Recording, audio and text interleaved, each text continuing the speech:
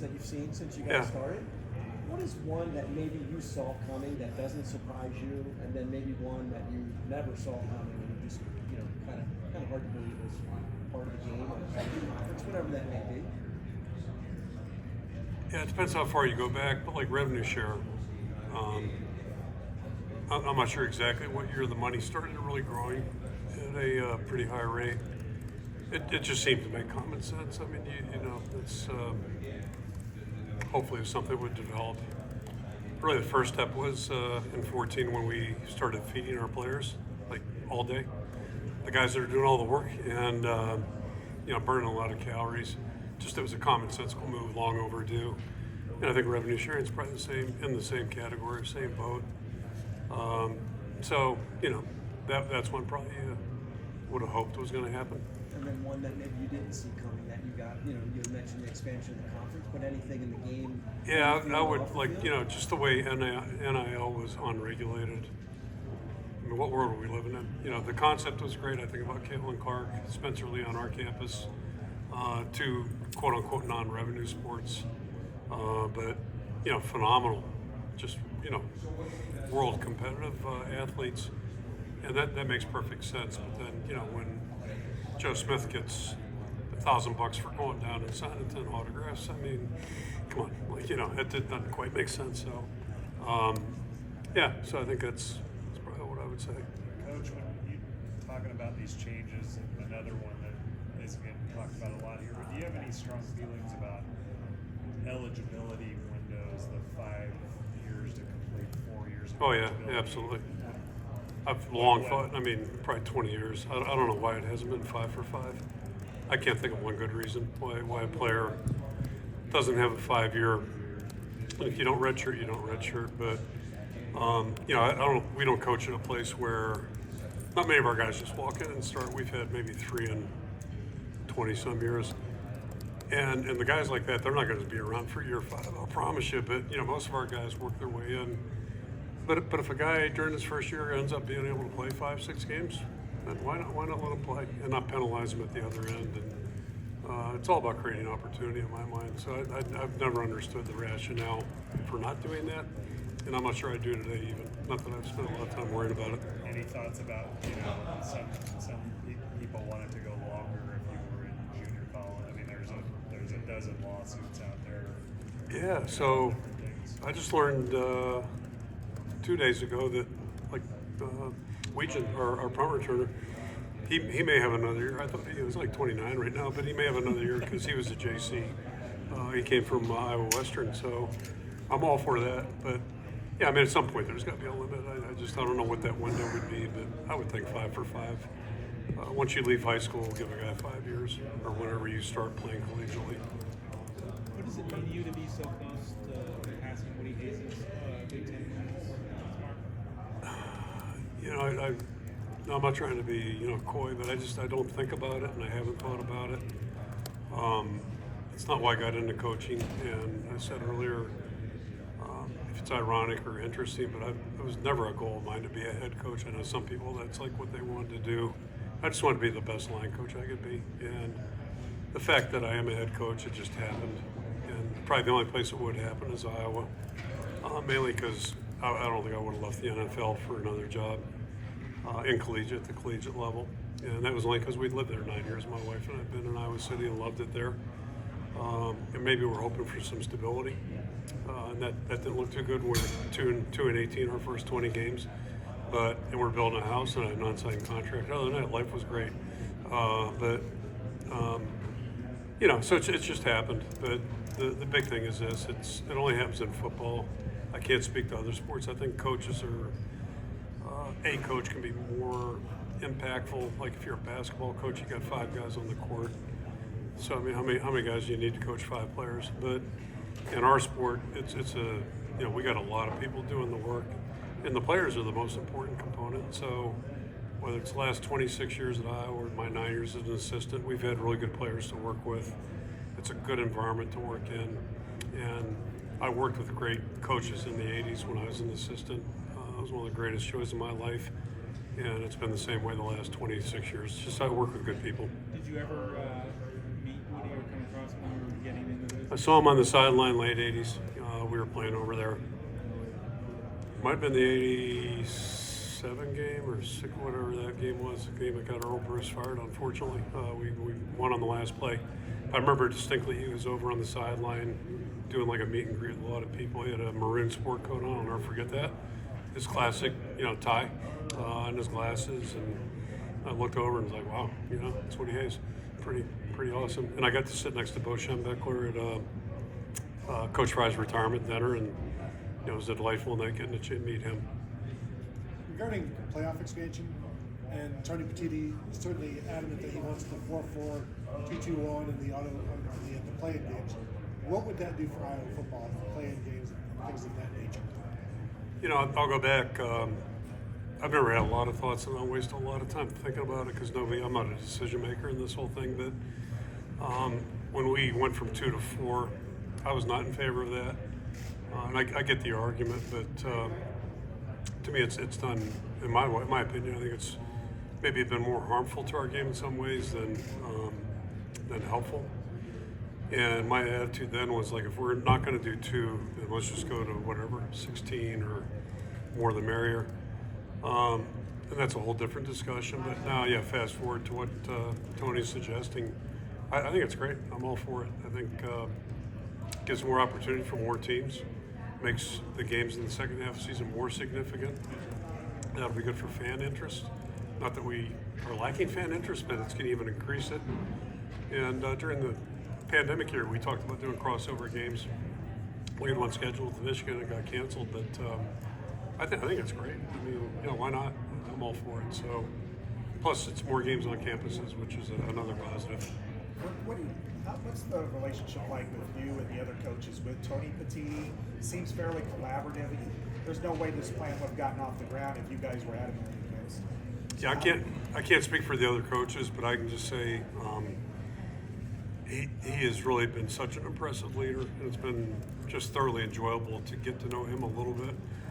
In my role, and to work with him. He's a great listener, first and foremost. He's highly intelligent. Not that he walks around, advertising that, but you can just tell he really knows his business, and he's a great listener. And I think he's a great communicator. He'll ask very direct questions, and he actually does listen and processes. And my sense is like he's that way with a lot of people. It's not just going to 2 people or whatever. So I think he truly does represent what everybody in the conference collectively would hope for, and is very direct, doesn't waste time, which I appreciate. And so if you have a meeting with him, it's worthwhile. You're not wasting time. Like it's a good meeting. It's interactive.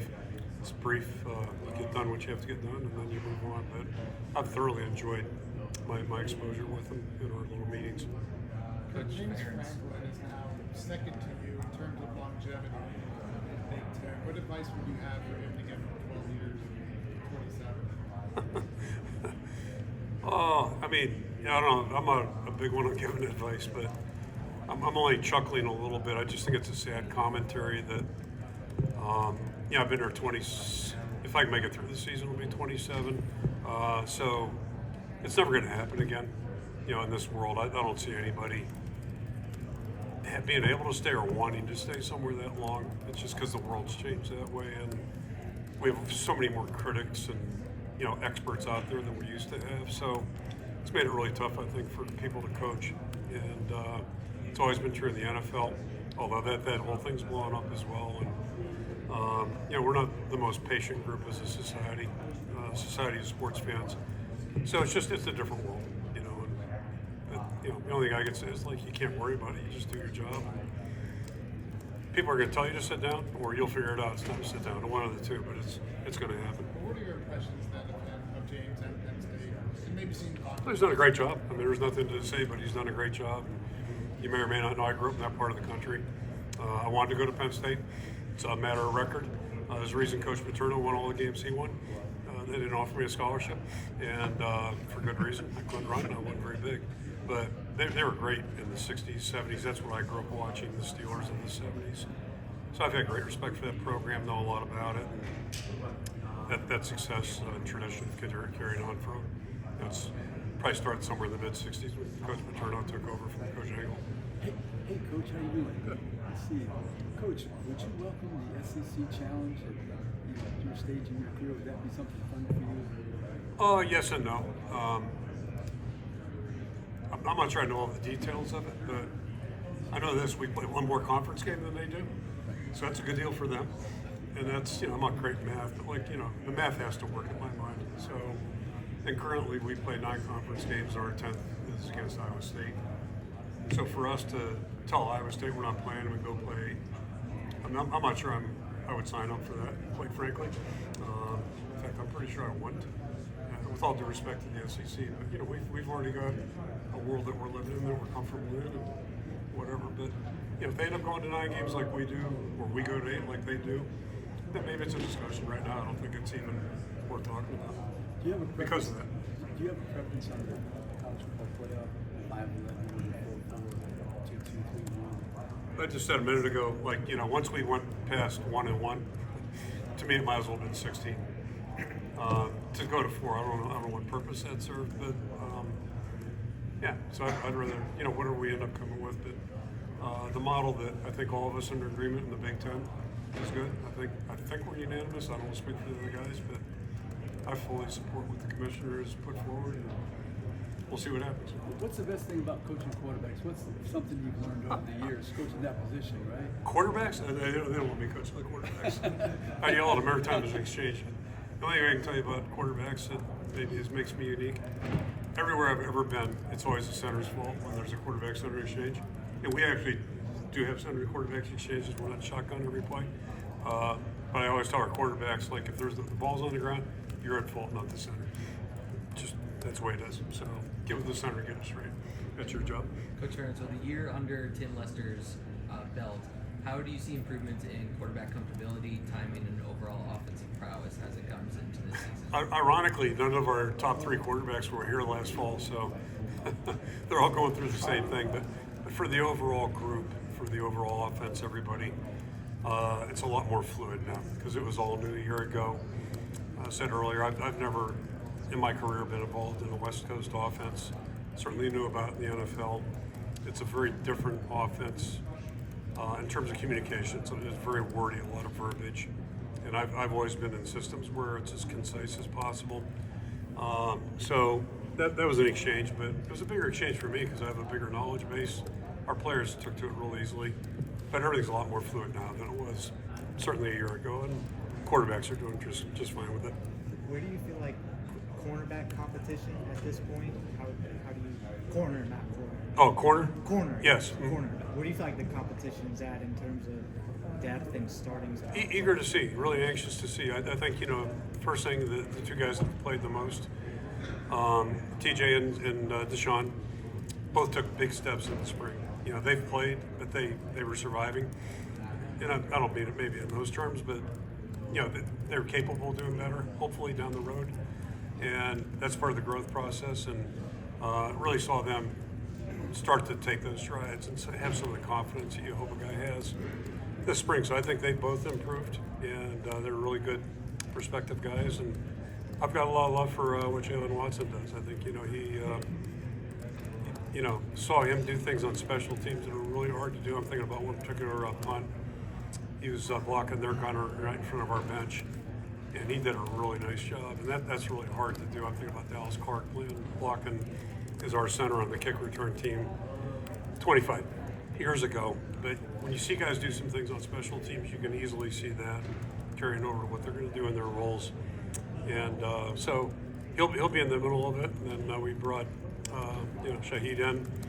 I think he'll be in the competition. And so I described it the big podium. I think we've got a lot of positions right now. It's going to be interesting to see what happens. And that's a great thing about having the month of August. We got a month to evaluate and see where guys are at, because it'll look different than it did in April.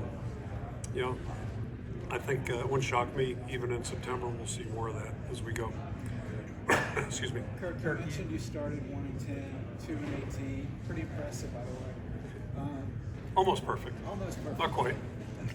And the one was like, well, that actually both of them were flips. Northern Illinois ran back a block kick. LeVar did, I think, was. And coincidentally, nice. They're special teams guy, right? And then the Michigan State game, they probably had like 490 yards. I think we had 120. We ran back a kick, and Casper ran one of those screens, perimeter screens where you can't, have to block anybody. And so we were good at that, not blocking guys. And he caught the ball and scored. And so it was really kind of a fluke win. But the win number 3 was like a legitimate win. So you should have started 0-20. Could have, could have. Close. Could anybody in today's environment I don't think survive so. that? No. Tony Dungy had a quote or a tweet somewhere. I think it was this past offseason, or maybe it was the last one, but because the NFL firing system season. I know Chuck Nolan's history pretty well. He got off to an auspicious beginning in his career. Tom Landry, a lot of coaches did back in the day, and those guys wouldn't have survived. I'm not sure Coach K would have survived in today's world, right? So it just, God, it's there should be a lesson learned, but there's not going to be because we're all so impatient. Do you impatient. think coaches change the way they may do things because they know they don't have the runway that maybe you and other coaches did? Yeah, like if I was just starting right now, I'd probably be looking at the world a little bit differently than I did back then.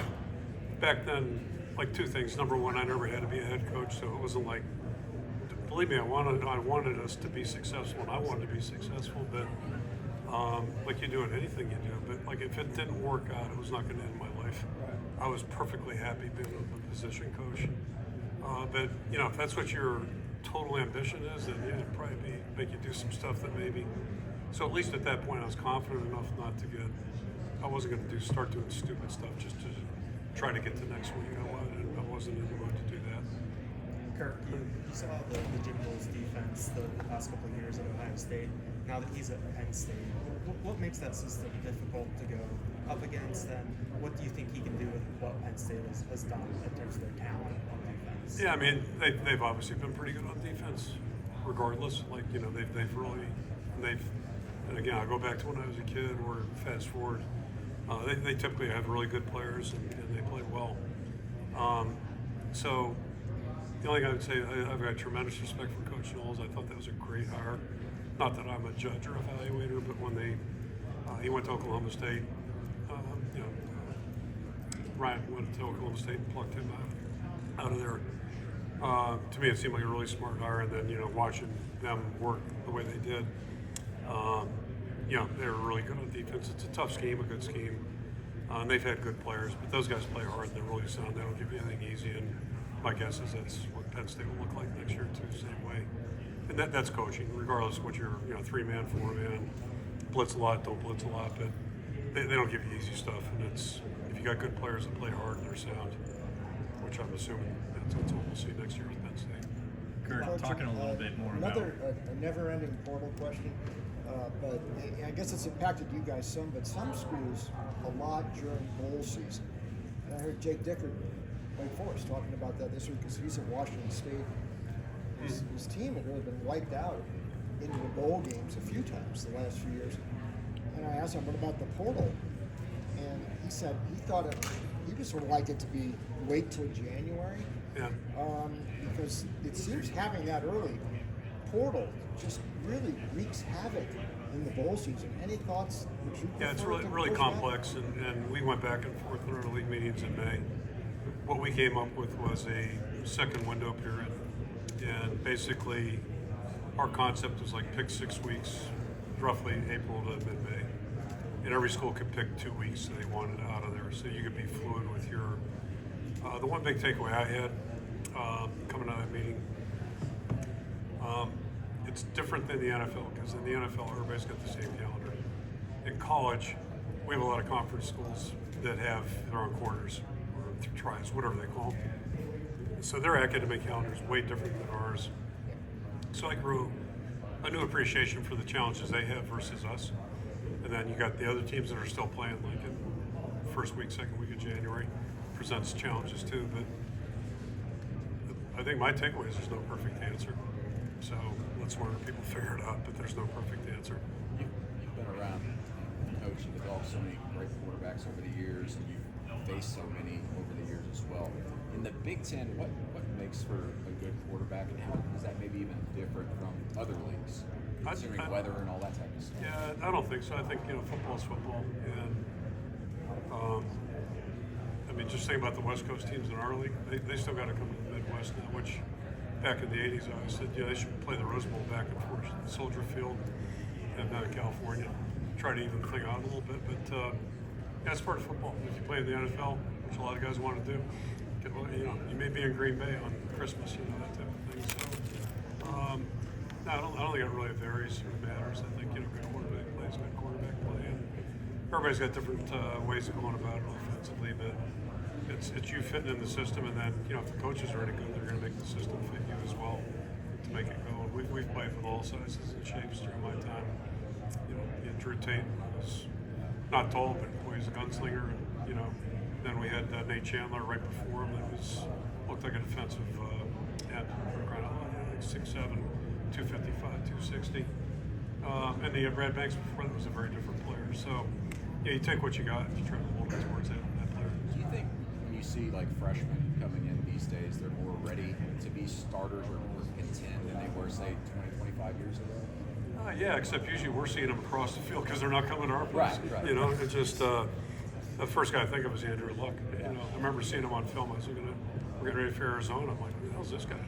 2009, I think, or 8, 9, I think it was. But anyway, it's Andrew Luck. I didn't know who Andrew Luck was at that point. But he's a young guy that whoa, this guy. Texas, California, kind of noted for having, they got the advanced 7-on-7s and all that. But that's starting to spread now too. But still. Football's not 7-on-7. It's still about, can you operate with a team and play as a quarterback and lead a team. There's a lot going on there. There's always minor rule changes year to year. How will you define athletic pace to your defenders in terms of coming off the field for defensive subs? Just come off the field normally. I mean, it's so simple. It's sad commentary. The NFL experience the same thing. They got coaches, on tape showing guys go down. I mean, why do we have to do that? It's just like even right now that we're talking about trying to pay high school kids or find ways to loopholes in NIL. Like, why do we have to do that? Can't we just agree these are fair rules and let's go play and compete? And it's so obvious when it does happen. It's just, but you can't ask. My fear is you can't ask an official on the field. They already have a hard job, and now you're asking them to do stuff that's really subjective. So it's hard. It's just, I just would like to think we could all be adults and say, let's just play. And if you're getting your ass beat, instead of having guys fake injuries, how about catching up? How about doing that? Simple. Kirk, talking a little bit more. What is and what isn't, I suppose, because it's the argument of stemming's allowed, etc. Oh, don't get me started. So I'll give you a 2-hour dissertation on cut blocking. And I can cut it to way less on this stuff. That is not subjective. Like, we all know watching if a guy's trying to get somebody off sides or if they're shifting their alignment. But, when you talk about sudden, some of the verbiage that we've used has not been, I think, well picked or well selected. So again, we're putting it on the officials. We've confused them. And I always ask the officials before the game, how do you guys interpret this?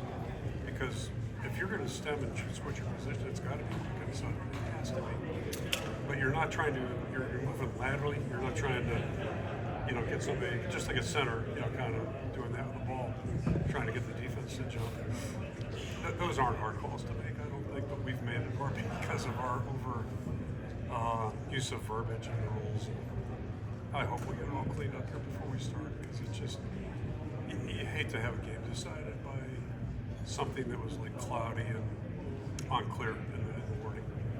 Kirk, talking a little bit more about... They should have had an English teacher in that meeting when they wrote it down. They should have had, because it just, somebody dropped the ball on that one. Talking a little bit more about Mark, I know, like you said, you haven't seen him play in person yet, but you mentioned him just being like a really good guy and getting to see how he interacts with his teammates. Do you have any examples that stick out to you right now about what you've seen from him? Yeah, I mean, they don't stick out because he's not. That's what he's not about. I've been around a lot of good players. I'll think about Ronnie Harmon. Nobody was more chattery than Ronnie. Nobody drew more attention than Ronnie. Like, I'm going back almost 40 years. Okay, back before guys had wraparound shades and all the chains and scooters. He had it all. and he's always chirping, always talking on the field. But we've never, I don't know if I've seen a better, tougher competitor than Ronnie Harmon during my time at Iowa, either phase. So my point is, like, everybody's got different personalities, and Ronnie played hurt. You talk about mentally tough boy, this guy, great competitor. And then other guys are really quiet, but everybody's got different personalities, how they do things and the way they play. Dallas Clark's certainly different than Bob Sanders, but boy, you talk about two dynamic players. And but Mark is just everything about him. It's just like there's nothing that's not just. He seems very confident, just a self-assured guy. And I think he's earned that. He's worked hard for it. He's done the hard work. That's whether it's academically, what he's done football-wise. I haven't got to see him, really throw it and break the huddle, but I've seen him do some testing stuff in the strength program this summer. That's extremely impressive, and the numbers that he puts up are, awfully impressive, compared to his peers. So, like, that doesn't happen by accident. He's worked hard. He's really. I'll be surprised if he doesn't just, transition and play pretty well. Something he mentioned too was he wanted to come in and have to earn guys' respect, like not just come in and assume he's the leader. So has it been kind of a gradual taking of leadership? Did it all happen at once? What did that look like? Yeah, I think if you try to force it, you're trying to force it, and that's not the best way. You just got to be yourself and let the process. It's kind of like a team. You got to let a team grow, and like we all want to know what's going to happen this year. We'll find out. But it's part of a process, and I think Mark realized, let's just come in here and do what you do, knowing that you're hurt and you can't do all the stuff other guys are doing, which adds to that challenge. So I think that's the hurdle he really had to face, and he just did it really admirably. And now we sit here, because I've had meetings with our leadership group during the summer, and it's just clear when you're around all of the other guys, how they look at him and how they listen when he talks. It's not because he told them to, he's guys feel that. Players know. Kids know. Like, guys are raising little kids. Kids know. They know faster than anybody. They got a good sniff test. Our players know who he is and what he is. What's your general impression of players who played at those Dakota schools that have been so good? It's pretty good to me so far. Unfortunately, we got beat by one of them and then almost beat by the other. But I've long had respect for those programs. South Dakota State's had a phenomenal program. We played them. You start learning about their history, and North Dakota State same way. So it doesn't mean they're going to play at the Big Ten level well, but boy, I think the way they go about and do things is really impressive. And I can only speak to the guys that have come to us, and two from South Dakota State this past year with certainly Mark and Bryce. And both of them are just like, they're all about their business. They're just really impressive young guys. It seems like wide receiver been moving in the right direction. Who are some of the guys that you feel like have been growing and kind of elevating your play? It's kind of interesting. I've talked about the line. A year ago, I felt like we finally were getting there, and maybe it would start coming together. And it's almost a mirror image with the receivers. The difference is, like with the line, you got 5 starters, and really the candidates last year at this time were maybe 7. Whereas with receivers, you got 3 on the field, but you'll play 6, 7, 8 in a game. And I think pretty much everybody in the group right now, for the most part, not totally, but for the most part, could end up being, that's one of the positions I was referring to. Like, I don't know who our starters will be in September, but there's a handful of guys I can see doing it, and not just doing it by default, but actually doing it because they're really playing well. And, I saw it. When I open up my little iPad, go to Google something, they got those little headlines. I saw something about a disappointing transfer guy we had. I'm like, who the hell's that? So I looked at it, hit the thing, and they're talking about Gil. I'm like, disappointing? Like, seriously? And I can't tell you who the guy that wrote it was. It was none of you guys. But anyway, not somebody that knew our program. But anyway, like, Jacob's a disappointment. Like, that's what we're looking for. The guy's awesome. He's an awesome guy. Just unselfish, great worker, great leader. Think about the Minnesota game where he blocked 2 guys on that touchdown run Caleb made. Like, those things count too. It's not all catches. So, I really like our group. Really like the group right now. And I'm anxious to see a lot of things this August. But that position is really going to be interesting. Left tackle, another one of those positions, how that's going to shape Yeah, out. yeah, certainly. Yeah. The decision to bring in Bryce out of the portal, you believe he can be a left tackle for you guys? We were interested in trying to help ourselves there, but we weren't just going to go out and like take a wild shot, if you will. And so we did our homework research on him. He's got a great story. And then, then you hope you're right, think you're right, hope you're right, all that stuff. He shows up in June, and he's older, he's mature, he's got a great work ethic. He looks like a Big Ten player. And but we haven't seen him in pads blocking guys yet, so we'll find out. But I think he's going to make the group better. I really do. And I think he's, another guy. I think the guys we brought in have all like transitioned in, and they've come to our team. They've really, they're acting like they belong, which is what you hope for. Coach Ferentz, Oregon brings speed, tempo, and explosive offensive firepower into Kinnick. How do you prepare your team to control the game in front of a home crowd where pace is the expectation? Yeah, it's going to be a challenge. I'm not an expert on Oregon football, but the Oregon football I've seen over the last, decade, a lot of good athletes, a lot of good players, a lot of guys going to the NFL. So, to your point, the first thing maybe we could do is control the ball. I'm sure it's going to be part of the game plan, try to keep their guys off the field, because I know they're fast. I don't know who their quarterback's going to be, but I'm sure he'll be good. I just had a guy drafted pretty high who's pretty good, and I've seen him on film. So, it is what it is. But we're going to play a lot of good teams in the league, and they're all challenges. And, it'll be a challenge for us. Coach, a question. Early, Coach. I was going to say, when are you guys going to have something yet? Early in your career, I understand you were at Pitt. Yeah. In 1980. Yeah. I thought that was one of the best teams I ever saw. I thought they'd have beat Georgia like they did the next year if they got him that year. Marino, was that as good a team as you were ever around and coached? That team was so freakishly good. Yeah. And we coached them down to number 2. They were number 1 team that we coached down to. We lost at Florida State, turned it over 4 times, and they had a couple. If you watch back in those days, it was just a close line. They didn't have end zone. If you watch a close line, which I've done, of that film, if you could dig it up, it's a slaughter. It's Pitt crushed Florida State. They hit us on screen passes. They knew what they were doing. They hit us, Bobby Bow's a wizard. Screen passes, a couple deep balls over substitute corner, and then we turned it over. South Carolina, you destroyed. That's a good South Carolina. George Rogers, yeah. Scott was the tight end. And you got Marino, and then Turcano. At that time, was probably a better college quarterback than Danny was. But obviously, he played in the NFL too. So we had both those guys. Turcano was our starting safety. Dan got hurt, so he went on to play quarterback. Flynn comes in as a true freshman, plays safety, played in the NFL. It was NFLers everywhere. Name it right up and down the line. Russ Grimm, Mark May, Jimbo Covert, Bill Neal. It was ridiculous. it was unbelievable. And good guys, great guys. Coach, up on the big stage, you talk about how change is the constant of college football. Last year I asked you about, you made a comment about Lincoln Riley USC in the defense. Last year, the inaugural season for USC in the Big Conference. What did you see different last year in the defense compared to the year before?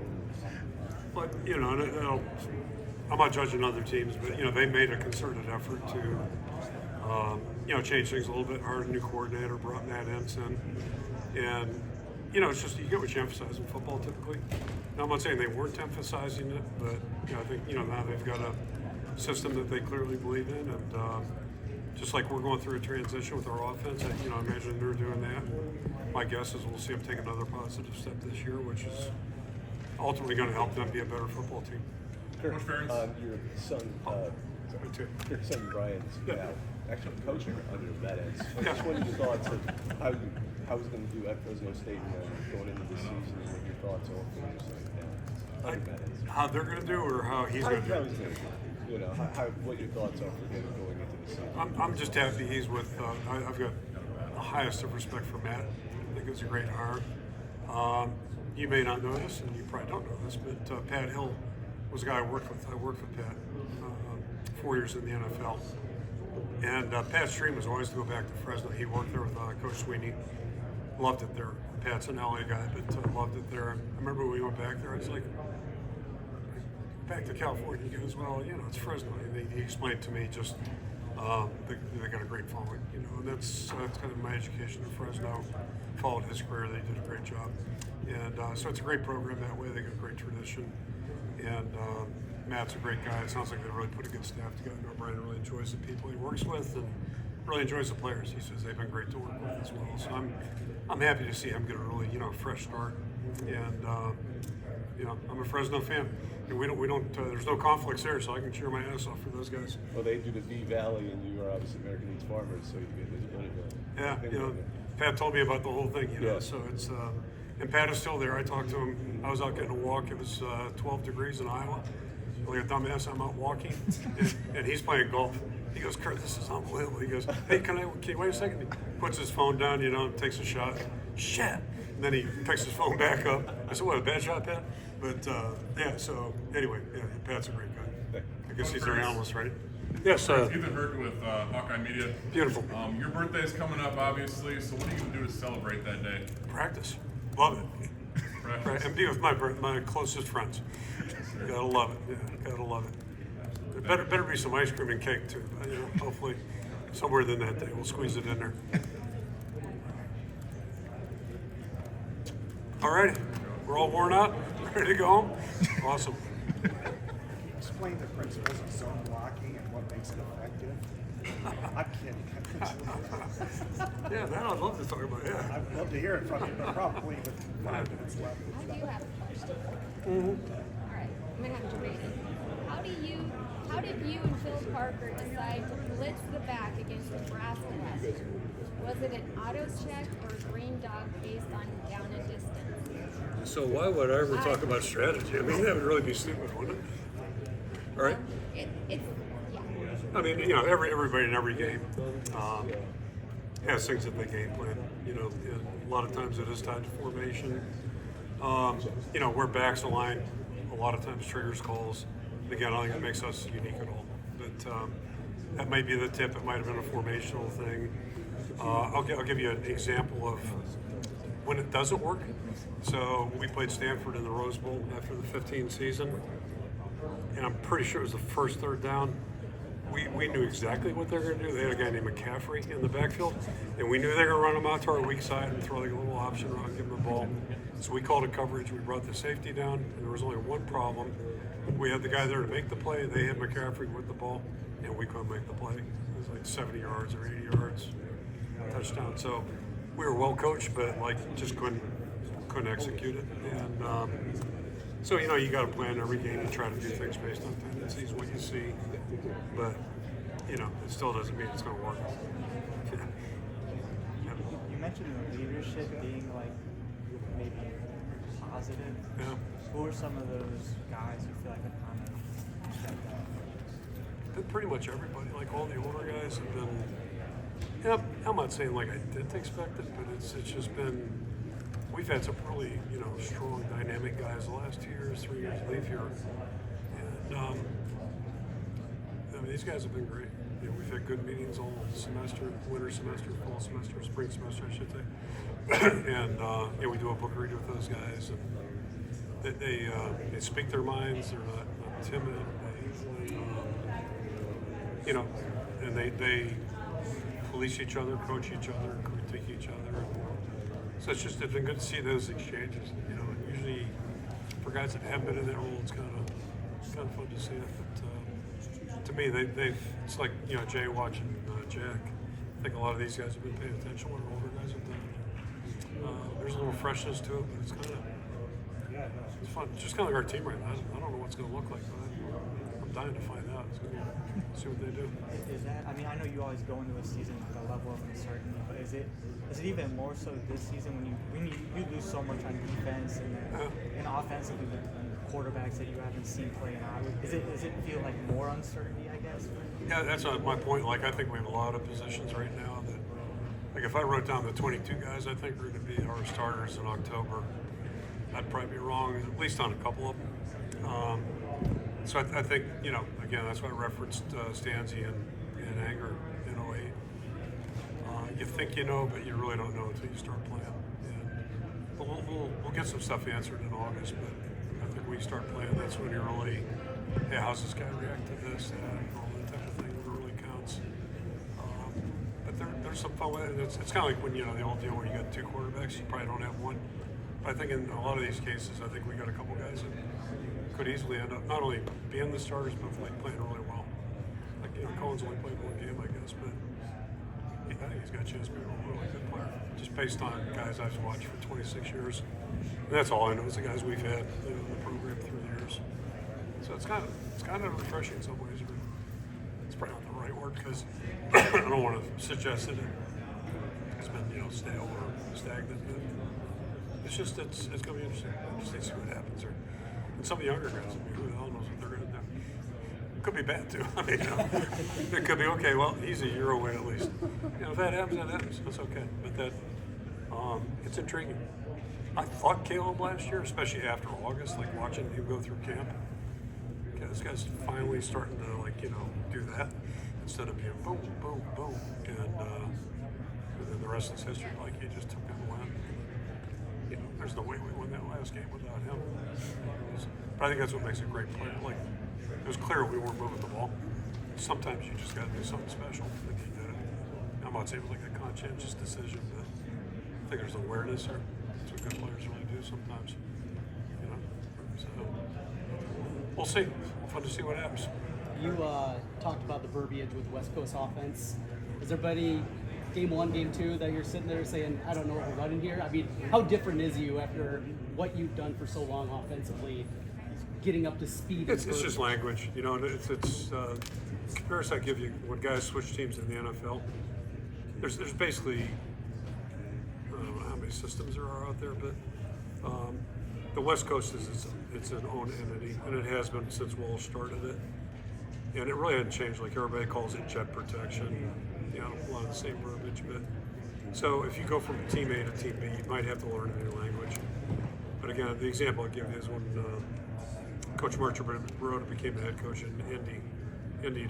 Came from Indy. We were in Cleveland for a couple months and went to Baltimore. First meeting we're talking, he was trying to blend some stuff from what he had done to what we're been doing. But the protections were totally different. The example I'll give you, 62 in the Cleveland offense meant 62 is a protection. We're going to slide this, slide that. 62, 63. For Coach Marchibroda, 62 is a slide protection, but 2 is a pattern. 63 is a whole different pattern. So he had 62 and 3, but same protection. And I'm looking at him going, this is going to be a challenge for our centers. And the kids had no problem. The players had no problem with it.